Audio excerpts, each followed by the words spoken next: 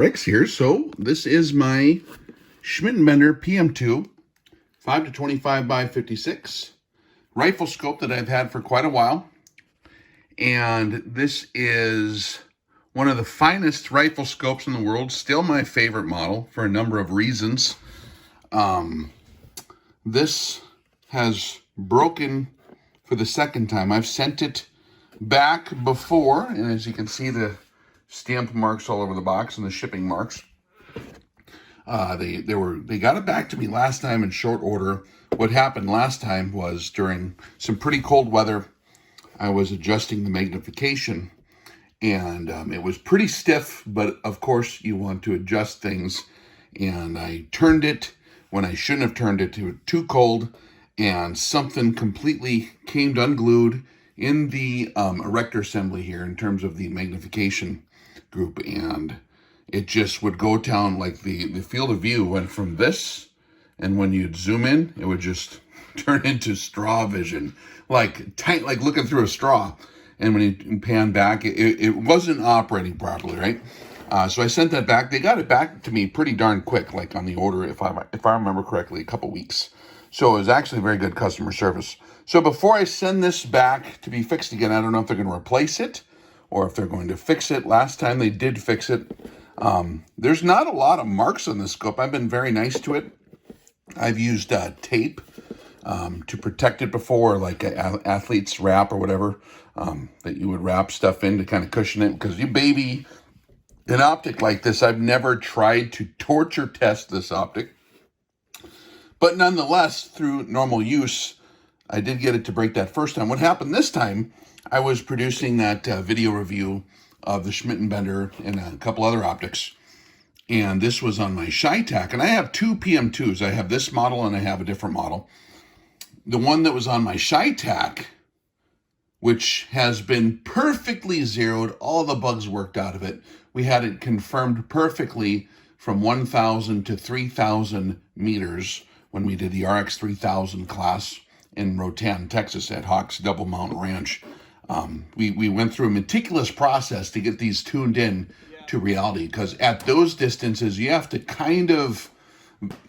you have to verify your dope, because there's enough subtleties that happen where it'll really straighten out your actual BC, your actual, all the different effects that happen at those distances cumulatively have to be hammered out in the dope. So the optic performed great. We had the optic zeroed on that 375 ShyTac. Its initial zero was, it has very, very highly tilted scope base. And so it was zeroed at 1,000, and we had it confirmed at 2,000, and we have a whole variety of distances in between 1,000 and 3,000 that are surveyed with an actual surveyor down to 1/4 of an inch value. And those of you that are surveyors can tell me what the thresholds are, but to my understanding from what our surveyor who came to the class told us with his equipment is it's like within a fraction of an inch accuracy, the altitude and the distance from this point to that point, he had the exact angle of fire. So going through the process of getting everything tuned in, it was a tedious process, plus the ammunition expenditure, the time, etc. So it sucks when stuff breaks, because now you don't necessarily, these are to a high enough precision standard to where they could just even replace it. And I did log everything, so I know where I could put my zero at, even a closer distance without having to go to some place that's surveyed like that again and get it perfect. So I could probably, but it's nice to know that your stuff has confirmed zeros at those kind of distances, with all your atmospherics logged, etc. It's a process. So what happened somewhere along the way through normal transport, that ShyTac was placed into a hard case, aluminum hard carry case. It's a pretty long rifle, and it was padded interior. Everything was packed in a way to where nothing would have been bouncing or rubbing on anything, you would think. And at some point between its trip from Texas to here, a lens had become misaligned in the front. Now, I'll see if you can see this. So I did remove this PM2 from my TACCOM HQ 375 ShyTac. after I discovered that since the trip from Rotan, Texas, something came loose with the lens. And so I was recording the first part of the video when I was trying to do a side-by-side comparison of my two Schmidt benders versus a couple other optics. And I noticed that this particular one was actually out of whack. And so I'm going to show you a little closer what that exactly is looking like on my end. And then I'm going to log the customer service, how that goes. Last time I sent this in, this did break once before, like 2009 maybe. Because I've been running these scopes for a long time. They're excellent scopes, still my favorite optic. When they're working, they're phenomenal quality, just really, really, really nice picture in them. And we could talk more about that later. Why, in what areas are these vastly superior to other optics? There's a reason they cost as much as they do. Is that reason within the practicality of most shooters? Well, it depends on what exactly you're doing. But we could talk about that a little later. But we're set to 25 power right now. The parallax at 100. That's where the setting would be for this distance. Turrets are zeroed out normal. And I'm going to come here and we're going to try to get a view through this. See if you can see it. So there we are at 25 power.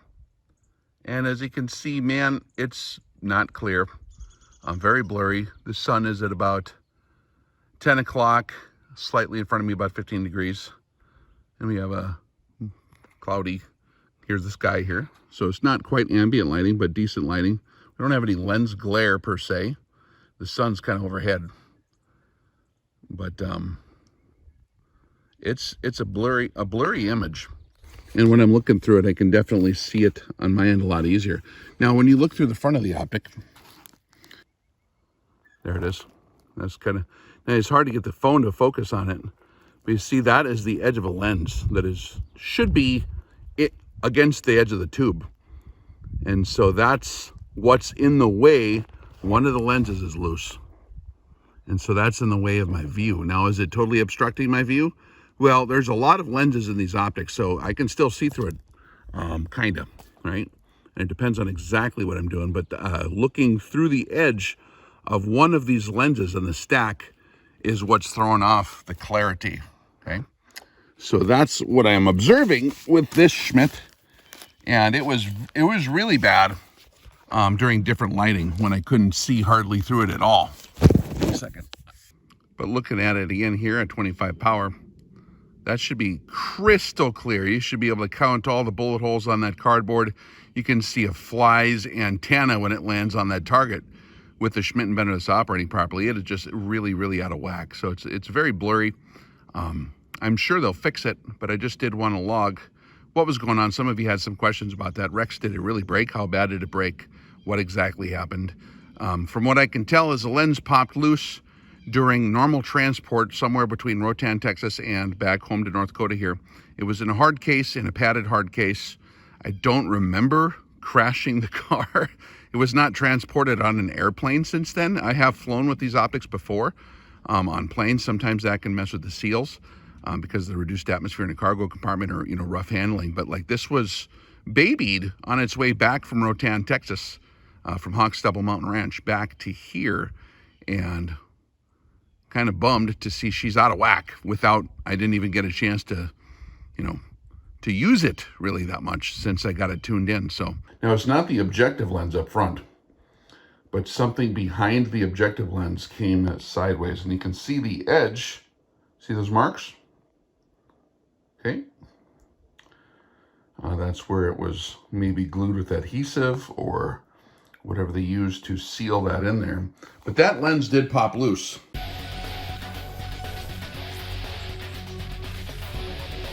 So just to recognize too that there's a number of other terms concerning optical quality that are relevant to the conversation. We don't only have just resolution, which is the primary functional thing that I test for in rifle scopes like this. But when it comes to outfits that are tier 1, like Schmidt & Bender, optically, in terms of just the lenses, there's the aperture, the magnification, the field of view, the exit pupil, the eye relief, the chromatic aberration, the spherical aberration, the purpose of everything can be different depending on exactly what you're doing.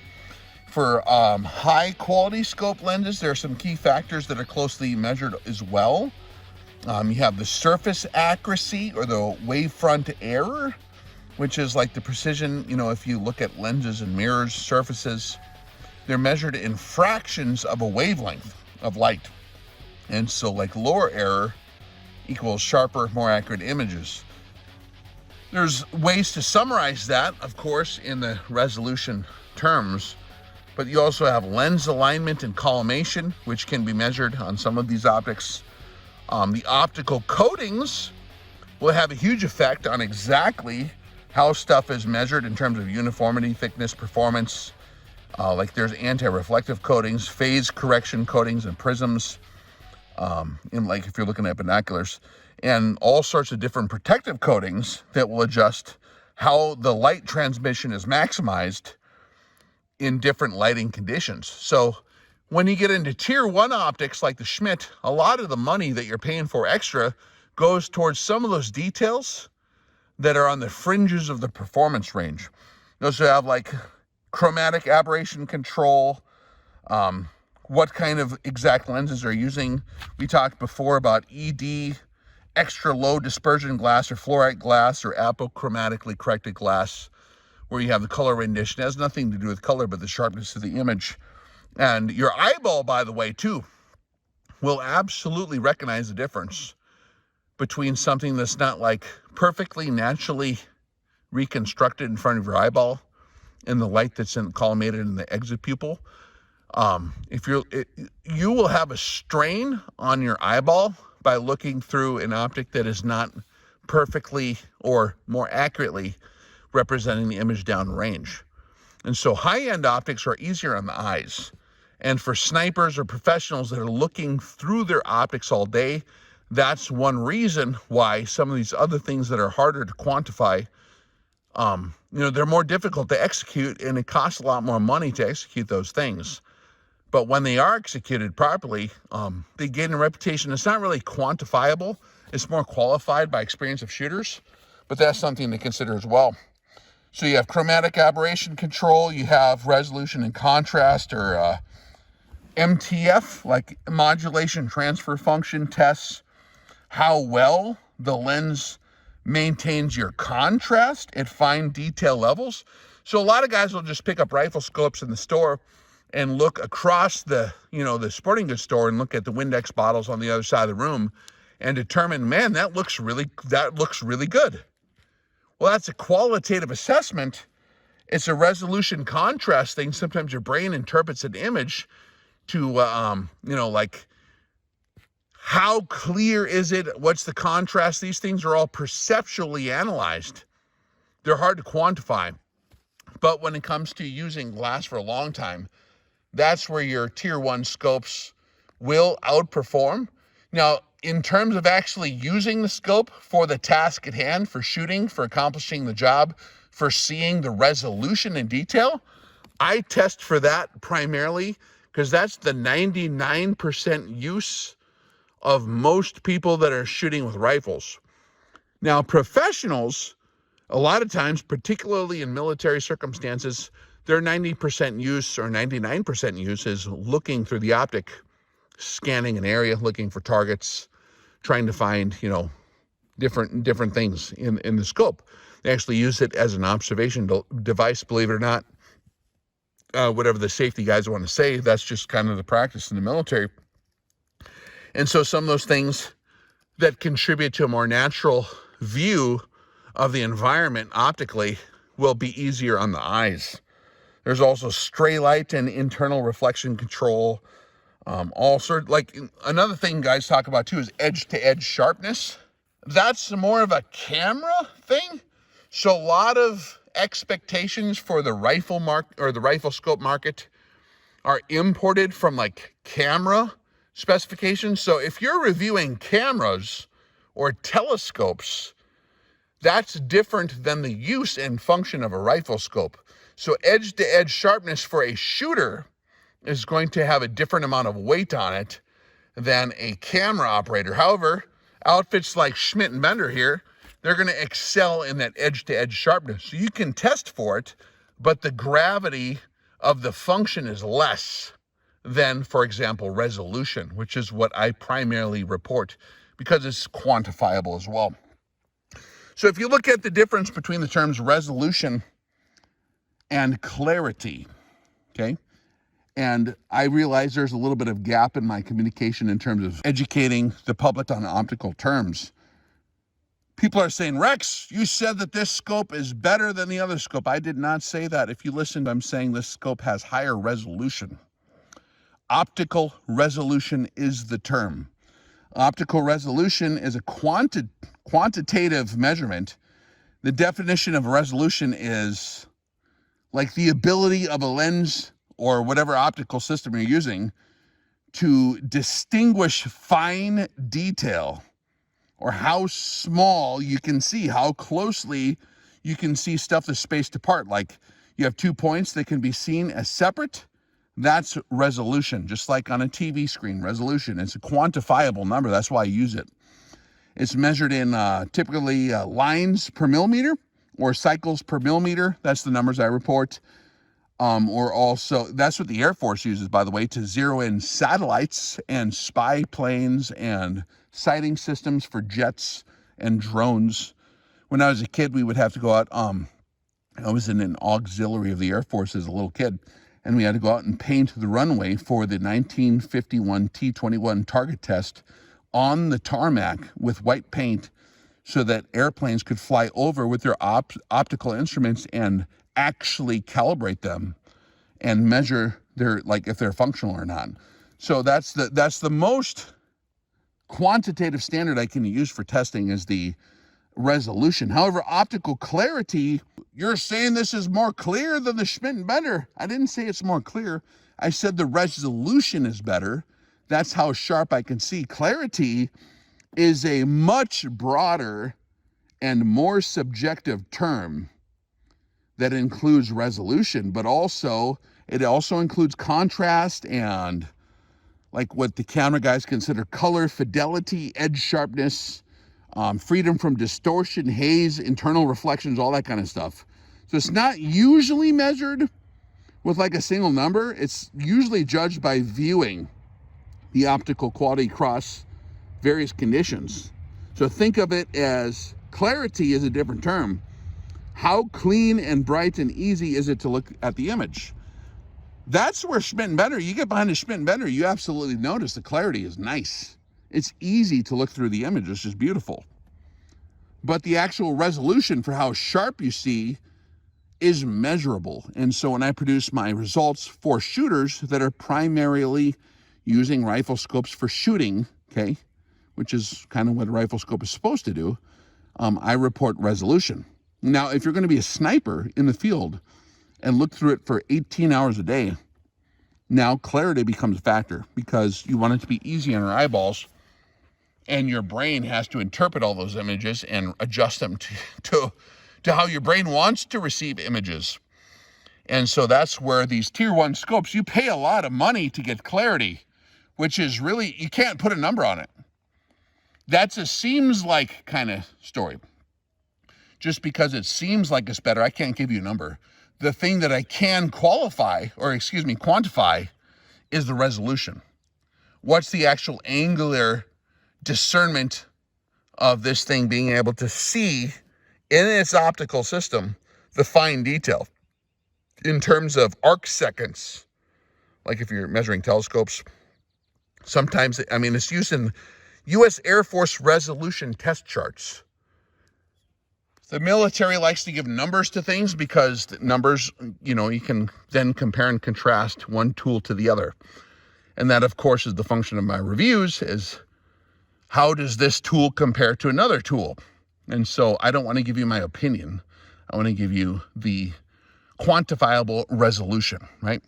And so that's why I use that. But there's different, some people who are not educated in optical systems might conflate those terms, but resolution is different than clarity. Clarity includes resolution, but is not limited to that. And so that's where some of the guys get confused. And that's okay. That's cool. So the analogy is like resolution is like specifically the sharpness of a high resolution photo, where clarity is like how clear and pleasant is the image overall. Did you shoot through clean glass under good lighting with accurate colors? You know, that's the kind of stuff that, like, how does it look? And that tiny threshold is where those extra thousands and thousands of dollars is usually spent, is to get it to be a comfortable image to look at.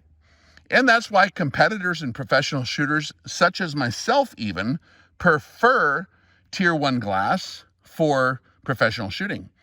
My 260 with the Schmidt emitter, the other Schmidt emitter on it, and even my 375 ShyTac, when I have scopes that I put on rifles that I use a lot, I like these for that reason. However, it's a hell of a lot more expensive to verify that is going to be the case. Not to mention all the different methods to adhere to what was the mil standard 810. You got method 10, what the heck is it, the 500 series methods, like the low temperature, the humidity, the sand and dust immersion, vibration and shock tests, and all that stuff that these military scopes have to pass in order to work. And that's a whole different conversation. But to make a long story short, this is a great scope. This particular one needs repair. The lens did come loose in the front, as we showed before. But rest assured, our methods and materials for our reviews are custom tailored for the shooter who is going to use the rifle scope to shoot at things.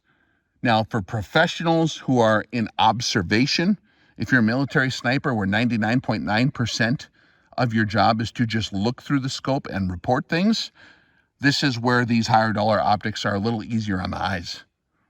You know what I mean? So there's a difference. And I don't know if you guys have done some of the training we've done, we've looked through spotting scopes all day for a week. And you will notice the difference between a cheap scope and an expensive scope in that case. But you're going to pay for it. So what's your mission? What's your use? If you do not qualify the term what is better, quote unquote better, is a qualified term. Qualified, by the way, if you look in a dictionary, not smart guy talk. Qualified means what's your perspective of what's better? It's qualified by all sorts of qualities, which means it's like an opinion. Quantified means you can actually measure a unit of value. And in scientific readings and writings, quantified data is useful for comparative analysis. That means looking at one scope versus the other, between different options. And so quantified measurements such as resolution is why I report that way, so that when I'm looking at one scope versus the other, I can give you an actual reading of the resolution in arc units, whether it be metric or whatever, okay? So I hope that helps educate a little bit. We can do more on the series. I'll probably talk about the shock values, the G values when we do the drop test. That's all actually calculated. How many Gs is it? Because these optics, especially when you look at the mil standards, there's very specific testing criteria to verify they're in fact going to work for what they're advertised to do. And so we consider all that in our methods and materials here in Rex Reviews as well. For more information, of course, then you can subscribe to the RX Classroom and actually learn some of the science behind what we're talking about. But hope this video is educational and informative. I will report how this optic does in the future. And when we get it back, we'll show how they fixed it. Rock and roll. Rex out.